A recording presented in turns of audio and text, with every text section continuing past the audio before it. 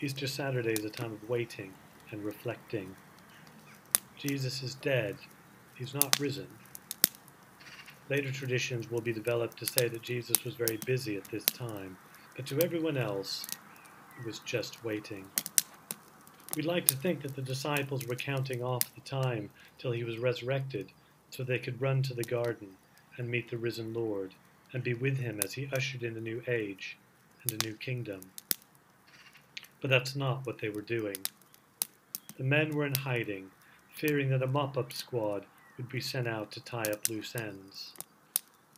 They might go to prison, but probably there would be a cross for them too.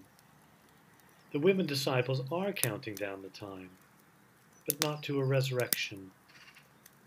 Rather, they counted down the time when it was ritually okay for them to venture out into the garden and properly prepare Jesus' body for burial and his long sleep.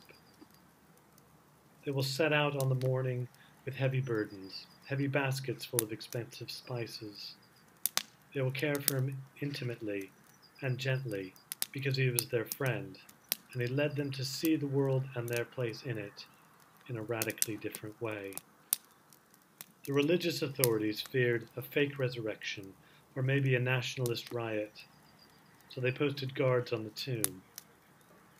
As I said, everyone was spending Saturday waiting for different things and wondering what the world on Sunday was going to look like. I spoke to a congregation member last week who commented that it was the first time since she was a little girl that she wouldn't be in church on Easter Sunday, and that it felt strange. It felt strange to her not to be able to decorate the church or do the familiar things that led up to Easter Sunday. The Sunday of Easter in lockdown and stripped of all our familiar pathways to Easter may not be such a bad thing. Sometimes it's good to discover in the minds of the main participants that this wasn't a sure deal. And it may be time for us to reflect in the same way of what we expect to happen on Easter Sunday.